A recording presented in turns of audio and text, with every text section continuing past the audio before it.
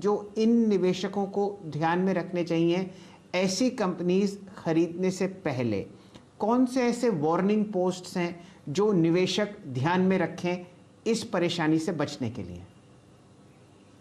हाँ जी, शायद ये ऐसा ऐसा होता है। ऐसे कंपनीज जो बहुत मतलब उनके उनका जो डेट है, उनके जो लोन्स हैं, वो इतने ज़्यादा हो जाते हैं कि उनको बैंक्रप्सी के कोर्ट में, जो एनसीएलटी हम जिसे नाम देते हैं, वो एक्चुअली एक बैंक्रप्सी कोर्ट है। कि जैसे आप समझ लीजिए कि जैसे आपने कोई अगर 50 लाख का घर खरीदा हो, जिसमें आपने 10 लाख डाले, 40 लाख आपने बैंक से लोन लिए, लेकिन आप पैसे नहीं दे पा रहे हो वापस। तो बैंक कहती है, देखिए हम आपके अब आप हम पैसे नहीं दे सकते हो, तो हम आपका जो घर है, हम बेच के किसी और को दे देंगे और हमारा लोन रिकवर करेंगे। अब इसी तरह से आप समझ लीजिए बिज़नेस को एक लोन दिया गया था। जैसे डीएचएफएल के पास करीबन 1 लाख करोड़ के लोन्स थे, मतलब जिन्होंने जो लोन्स उन्होंने दूसरे लोगों से लिए थे, अब वो वापस नहीं कर पाए। तो फिर किसी उन्होंने कहा कि देखिए हम ढूंढते हैं कि कोई बायर होगा जो आपकी कंपनी, जो ये कंपनी ले लेगा। और जब कंपनी कोई और टेक ओवर कर लेता है, इस टाइम पे रूल ये है कि जो अभी के शेयर होल्डर, उनको कुछ नहीं मिलेगा। अगर बायर चाहे कह सकता है कि देखिए हम जो खरीदेंगे, हम पूरी कंपनी खरीदेंगे, हम ये कोई और शेयर होल्डर्स को कुछ वैल्यू नहीं देंगे। डीएचएफएल के केस में ऐसा हुआ, वीडियोकॉन के केस में ऐसा हुआ। और अब अगर आप याद रखिए, 6 महीने पहले लक्ष्मी विलास बैंक में भी ऐसा किस्सा हुआ था कि जब उन्होंने बैंक को मॉरेटोरियम में डाल दिया था आरबीआई ने, और फिर डीबीएस को बेच दिया गया बैंक। तब भी यही था कि करंट शेयर होल्डर, जो अभी के शेयर होल्डर हैं, टेक ओवर से पहले, उनको कुछ नहीं मिलेगा। लेकिन इसके बावजूद लोगों ने वो बात पढ़ी नहीं, और फिर भी वो, जब उनको पता चला कि जैसे डीबीएस ने खरीदा है, या फिर वीडियोकॉन का रेजोल्यूशन सक्सेसफुल हुआ है, या फिर डीएचएफएल को पीरामल ने खरीद लिया है, उन्होंने सोचा कि ये होगा कि देखिए अब खरीदी हो गई है तो शेयर वापस बढ़ेगा। और ये शेयर बहुत कम प्राइस के होते हैं, 10 रुपए, 12 रुपए, 15 रुपए। और लोग कहते हैं कि देखिए 15 रुपए के 20 हो गए, 30 हो गए, तो हमारा पैसा डबल। और इसी पे जाते हैं। लेकिन वो जो अंदरूनी जो किस्सा एक्चुअली है, वो ये है कि शायद कंपनी वापस भी आ जाए, लेकिन आपको कुछ नहीं मिलेगा, क्योंकि बायर कहता है आपको पहले जीरो कर दिया जाए, फिर मैं खरीदूंगा कंपनी। इसीलिए ये वार्निंग बहुत जरूरी है रिटेल शेयर होल्डर्स की, किसी के बहकावे में ना आए। और अगर लोग कहते भी हैं कि देखिए 15 रुपए का शेयर है, देखिए वापस रिवाइव हो गया, इसका ये मतलब नहीं कि आपके पैसे मिलेंगे। आप यही समझ लीजिए कि जैसे आपने घर खरीदा और 40 लाख का लोन लिया, जैसे मैंने लिया, और मैं वापस नहीं दे पाया, बैंक ने आपको बेच दिया। तो शैल के पास तो घर आ गया, घर तो बहुत अच्छा है, घर आपके पास आ गया, लेकिन मेरे को कुछ नहीं मिला। आप जब शेयर खरीदते हो, मेरे शेयर खरीदते हो, और अगर वो एसेट चला जाता है तो मेरे पास कुछ बचता नहीं है, तो उस शेयर की कोई वैल्यू नहीं है। यही चीज मैं बताना चाहता था कि रिटेल शेयर होल्डर थोड़ा सा ध्यान रखिए। जी, तो शेनॉय साहब, ये बात तो समझ में आई कि जो एनसीएलटी का प्रोसेस है उसमें सबसे निचले पायदान पर या बिल्कुल भी अहमियत नहीं रखते रिटेल शेयर होल्डर्स, और इक्विटी की वैल्यू अक्सर शून्य मापी जाती है। अब शेनॉय साहब, ये बताइए, कोई ऐसी लिस्ट, कोई ऐसी वेबसाइट जहां पर इन कंपनीज का नाम हो ताकि हमारे रिटेल निवेशक उन वेबसाइट्स को चेक करें और इन कंपनीज के शेयर से कम दूर रहें? कुछ समय पहले, 3-4 साल पहले, अगर आपको ध्यान हो, या 5-7 साल पहले, यही बात किंग फिशर पर भी होती थी। लोगों ने 1 रुपया, 2 रुपया, 10 रुपया पर इसको खरीदा, इस उम्मीद में कि ये हवाई जहाज दोबारा उड़ते हुए दिखेंगे और पैसे डबल ट्रिपल 10 गुना ज़्यादा होंगे। ऐसा सिर्फ किताबों में होता है।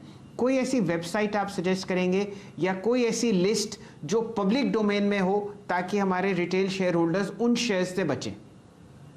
हाँ जी, ऐसा वैसे देखा जाए तो एक्चुअली सोर्स, जो बेसिक सोर्स है इसका इसका है इंडियन बैंक्रप्सी बोर्ड, आईबीबीआई।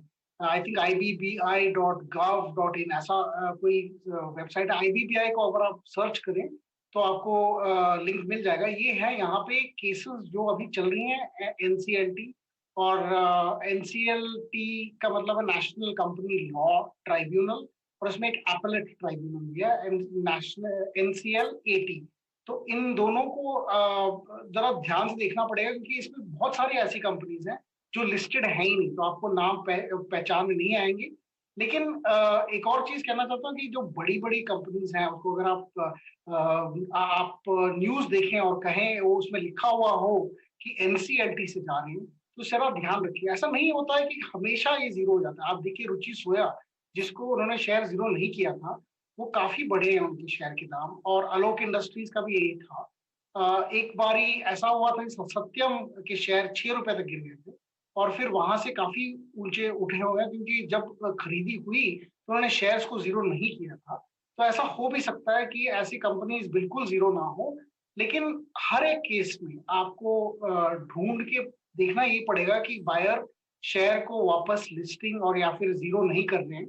इसका आपको ध्यान रखना पड़ेगा और थोड़ा सा रिसर्च करना पड़ेगा। लेकिन अगर आपके पास टाइम नहीं है ऐसे रिसर्च का, तो आप ना खरीदे, वही बेहतर होगा। क्योंकि इसमें ये थोड़ा सा कॉम्प्लिकेटेड है, और इसमें जीरो या हीरो होने के बहुत ज्यादा चांसेस हैं। तो हीरो बनने के खोज में हम कभी ज्यादा टाइम जीरो पे चले जाते हैं। इसीलिए हम कहते हैं कि इसको रिसर्च करना पड़ेगा। लेकिन आईबीबीआई एक अच्छा साइट है।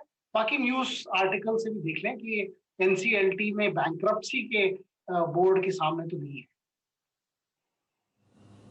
जी, तो शेनॉय साहब, आपने बहुत ही समय पर बहुत लोगों को चेताया है अपने ट्विटर हैंडल पर कि भाई इन कंपनीज से दूर रही है, यहाँ पर ख़रीदारी मत कीजिए, इक्विटी की वैल्यू ज़ीरो हो जाएगी, डीलिस्ट होंगे। कोई ऐसे आप जानते हैं जो एनसीएलटी में प्रोसीडिंग्स हो रही हैं? ये खैर हमें पता नहीं कि उसका अनुमान या उसका खामियाजा क्या होगा और क्या उसका अंत होगा, लेकिन कोई ऐसे स्टॉक्स जिनसे लोग दूर रहें बिल्कुल, चाहे उनका हल कुछ भी एनसीएलटी में हो। बाज़ार में पैसा बचाना सबसे पहला कदम होता है, मुनाफा तो बाद में आता हुआ दिखेगा। आपको अपने कैपिटल को प्रोटेक्ट करना है। उन काउंटर्स में मत डालिए पैसा जहां पर ये शून्य की तरफ बढ़ते हुए दिख रहे हों। शेनॉय साहब, आपके एक्सपीरियंस में कोई ऐसे एक दो स्टॉक्स, एक दो ग्रुप्स हैं जो बिल्कुल दूर रहे निवेशक जिनसे? हाँ जी, अभी के वक्त में तो देखा जाए तो जैसे जेट एयरवेज है। अब लोग कहते हैं कि देखिए जेट एयरवेज वापस आ जाएगा, ये होगा वो होगा, लेकिन 3 साल से उन्होंने एक प्लेन नहीं चलाया है। और वो भी अभी उसी सिचुएशन में है कि जैसे बैंक्रप्सी के थ्रू इनका कोई अगर हल निकला तो शायद शेयर डीलिस्ट हो सकते हैं। अब हमें नहीं पता कि इसका क्या होगा जजमेंट, पर हम कहते हैं इसको जरा अवॉइड कीजिएगा। और ऐसे बहुत से कंपनीज, छोटे सी कंपनीज भी हैं जो अभी बैंक्रप्सी में है। जैसे अगर आप करंटली तो मुझे और वीडियोकॉन और डीएचएफएल अभी रीसेंट केसेस थे, लेकिन आप अगर एसआर या इंफ्रा में भी देखें तो वहां भी काफी तकलीफ है। तो उस कंपनीज के अगर आप बॉन्ड्स या फिर शेयर्स खरीदेंगे तो वहां भी एक जजमेंट के हिसाब से आपको शायद आपके शेयर शायद डीलिस्ट हो, उसकी कोई वैल्यू ना मिले। लेकिन इसमें मैं कहता हूं बस रिटेल शेयर होल्डर ध्यान में रखें। ऐसे शेयर्स में कभी कभी वैल्यू होता है, लेकिन अभी आपको पता नहीं चलेगा। अभी राइट नाउ जेट एयरवेज का कुछ पता नहीं है कि कैसे होगा। तो इन दोनों में अगर आप देखें, या फिर आप किसी और, अगर कोई और कंपनी आती है कि उनका बैंक्रप्सी कोर्ट में जा रहा है, या फिर कोई खरीद रहा है इस कंपनी को बैंक्रप्सी के थ्रू। ऐसे नॉर्मली खरीदी तो ठीक है, यस बैंक में जैसे खरीदी हुई थी वो बैंक्रप्सी के थ्रू नहीं हुई थी, तो शेयर डीलिस्ट नहीं हुए थे।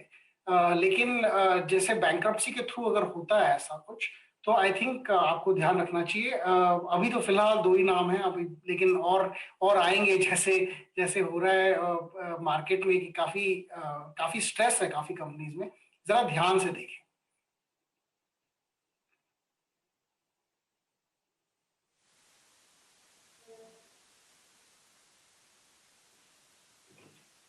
आपका बहुत बहुत शुक्रिया, आप हमारे साथ जुड़े और रिटेल निवेशकों को 2 कंपनीज से परे रहने के लिए कहा, खासकर वो जिनका एनसीएलटी में फ़िलहाल फाइनेंशियल समाधान ढूंढा जा रहा है। और बहुत सही समय पर आपने DHFL और वीडियोकॉन पर राय दी थी अपने ट्विटर हैंडल पर कि रिटेल निवेशकों को इनसे परे रहना चाहिए। आप पहली बार आए, आपका बहुत बहुत आभार और मैं उम्मीद करता हूं कि आगे आने वाले हफ्तों में, महीनों में आप हमारे साथ जुड़ेंगे और तब आपसे चर्चा सेकेंडरी मार्केट्स के लिए भी करते हुए दिखेंगे। आपका बहुत बहुत शुक्रिया। Thank you. चलिए वापस बाजार की तरफ जुड़ते हैं और